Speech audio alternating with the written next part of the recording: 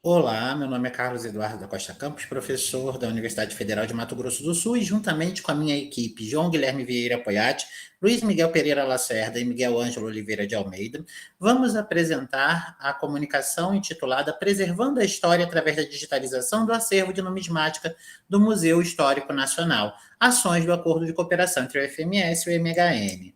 Bom, gente, em primeiro lugar, é importante mencionar que essa atividade é realizada através do Espaço Interdisciplinar de Estudos da Antiguidade, o Atrium, que é coordenado por mim, na Faculdade de Ciências Humanas, juntamente com a professora Cristina Agostini, de Filosofia Antiga, também da mesma unidade. E ele conta com o seu corpo de discentes para a estruturação e ação das atividades. Bom, é importante ressaltar que muito do que a gente está discutindo aqui é um debate necessário e importante sobre preservação do patrimônio cultural.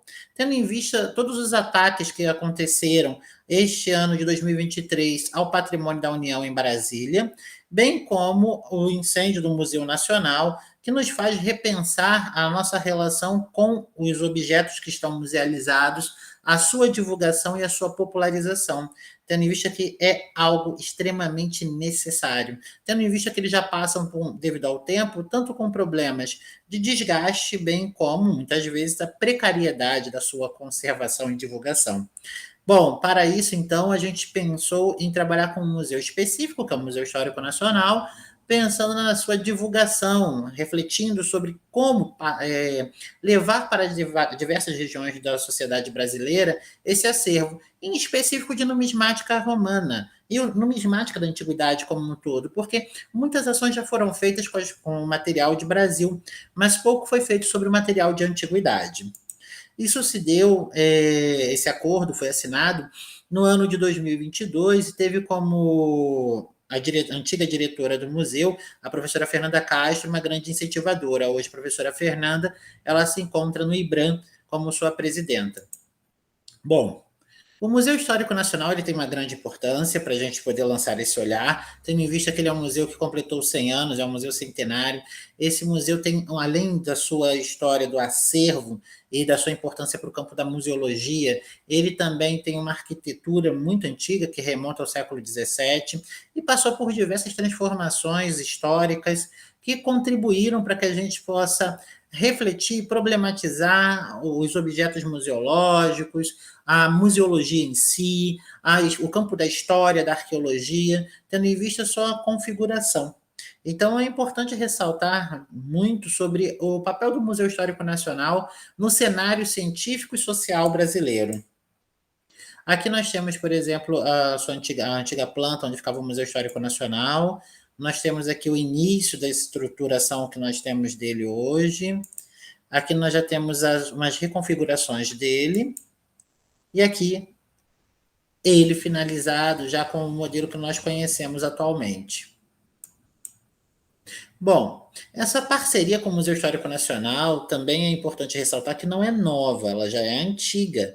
Nós começamos a trabalhar com o Museu Histórico Nacional em 2014, principalmente pelo contexto do bimilenário da morte do imperador Otávio Augusto. E aí, devido a isso, começamos a criar um livro, a fazer uma exposição, uma pequena exposição, sobre as moedas augustanas, sendo que ela foi fortalecida, essa atividade, em 2018, quando houve a minha entrada como docente da Universidade Federal de Mato Grosso do Sul. A partir de então, começamos a desenvolver vários projetos de extensão e pesquisa envolvendo a UFMS, o Museu de Arqueologia, o Museu de Ciência e Tecnologia, que está em implantação, e o Museu Histórico Nacional. E o nosso objetivo era, claro, deixar esse acervo acessível para todos os cidadãos, pensando que em Mato Grosso do Sul muitas pessoas não tinham acesso a esse material. Então, é importante ressaltar essa questão, tendo em vista que nós temos um problema da distância física para a acessibilidade a esse acervo e que torna necessário que as pessoas que estão no Centro-Oeste também possam usufruir dos bens da nação. Para tanto, começamos a dialogar e pensar a partir de uma base que já foi desenvolvida pela Universidade de Brasília, que é o Tainacan, e que hoje congrega vários museus brasileiros, entre eles o Museu Histórico Nacional, que já tem, por exemplo, algumas moedas catalogadas e divulgadas na internet, através dessa base. Nós temos algumas moedas como do período moderno, onde elas já se encontram em processo de divulgação na base do Tainacan. Então, a gente pretende trabalhar com essa base como sistema para a divulgação também. Bom, para poder construir a catalogação, nos preocupamos não apenas com a descrição do artefato, mas também com como vai ser divulgado esse artefato na sua imagem, na qualidade da imagem, para que as pessoas possam utilizar esses recursos para fotografia, para impressão 3D, que possam utilizar para análises, para pesquisas científicas. Dessa forma, então, começamos a pensar sobre a digitalização 3D e fotogrametria como ferramentas vitais na preservação desses objetos. Transformar artefatos físicos em modelos digitais precisos foi o nosso mote, e é o nosso mote até agora de ação. Com isso, nós podemos gerar uma conservação eficaz e o acesso remoto a um público amplo. Essa equipe multidisciplinar de pesquisadores foi elaborada. Nós temos pessoas da antropologia, das letras clássicas, da museologia, da arqueologia, contribuindo na formação dos pesquisadores, da equipe técnica e também gerando resultados para os produtos que nós estamos elaborando. Aqui nós temos, por exemplo, uma análise que está sendo realizada pelo processo de vetorização entre os alunos da História e a professora Paula Aranha, que é museóloga do Museu Histórico Nacional. Aqui nós temos a Gisele Bastos, que é pesquisadora, assistente técnica do Museu Histórico Nacional, contribuindo com as planilhas e nos passando algumas informações das fichas técnicas, por exemplo. Aqui nós temos nessa imagem a professora Arlete José Mota, que é professora da Universidade Federal do Rio de Janeiro, na área de letras clássicas, e tem contribuído conosco com a análise do latim, por exemplo. Bom, fotogrametria, então, explicando de forma mais técnica, é uma técnica avançada de captura das imagens de alta resolução. É um processo de criação de modelos tridimensionais detalhados. Para isso, a gente também trabalha com o uso do metashape para a construção da nuvem densa de pontos e criando a precisão e reconstrução digital de locais e objetos. Aqui um pouquinho dessa nuvem que a gente está mencionando. O uso da fotogrametria para a numismática humana nos pareceu um modelo ideal, porque ela ajuda na preservação das moedas antigas, fornece detalhes minuciosos, revelados em 3 dimensões, e assim a gente pode trabalhar com a preservação, bem como com a disseminação dos dados para pesquisas a partir dos originais. E também não gerando tanto dano no manuseio cotidiano da peça. Bom, a fotogrametria, então, ela é uma tendência inovadora na arqueologia e na história digital, fotogrametria 3D, pela sua capacidade de captura detalhada e reconstrução tridimensional, preservando a história e a promoção da compreensão cultural.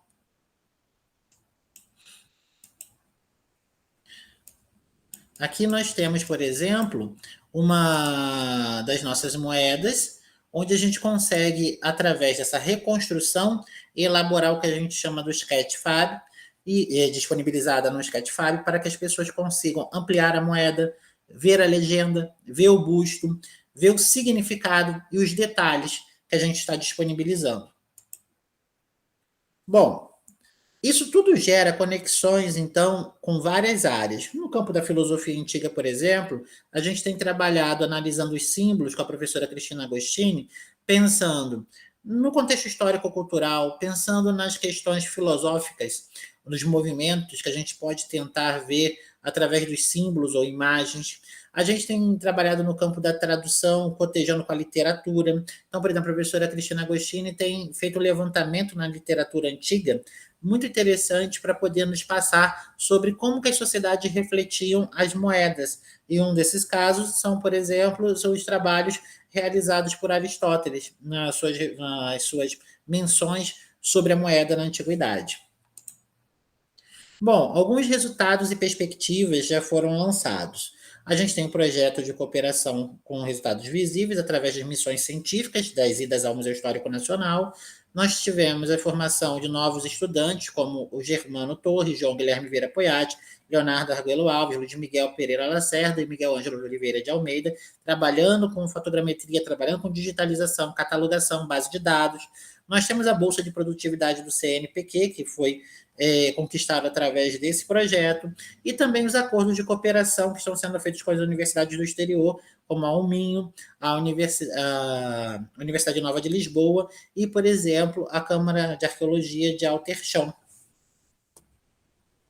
Além disso, nós tivemos, por exemplo, a publicação, a indicação e publicação dos nossos trabalhos através de um conjunto, né, de cientistas de Mato Grosso do Sul que foram selecionados pela Universidade Federal de Mato Grosso do Sul através do Grupo Arandu, pensando pesquisas e ações que foram impactantes para a sociedade sul-mato-grossense. E o nosso nome foi indicado como membros desse processo de transformação social e cultural e inovador na área de ciências humanas.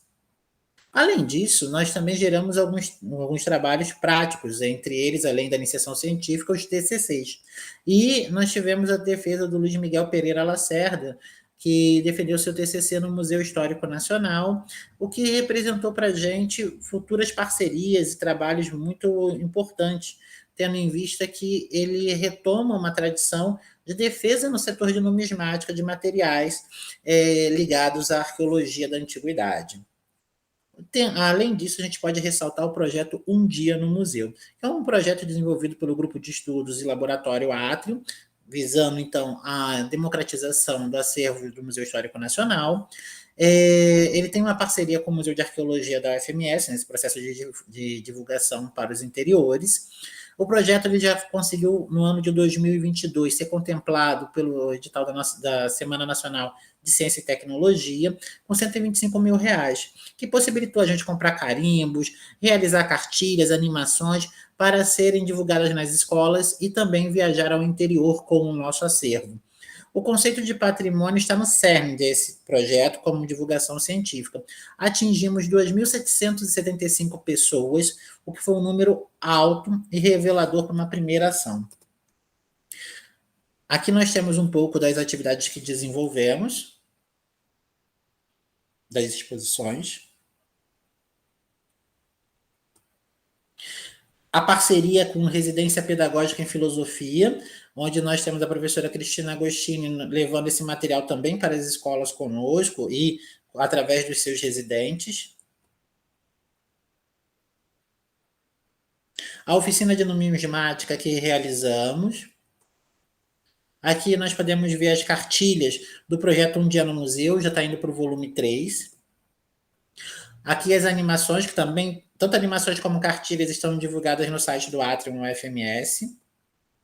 E o que a gente pode, então, inferir disso? Primeiro, que é uma urgência de debater a preservação do patrimônio cultural e histórico. Há uma necessidade de um acordo, então, para ser um farol para a inovação na área de ciências humanas ligadas à numismática.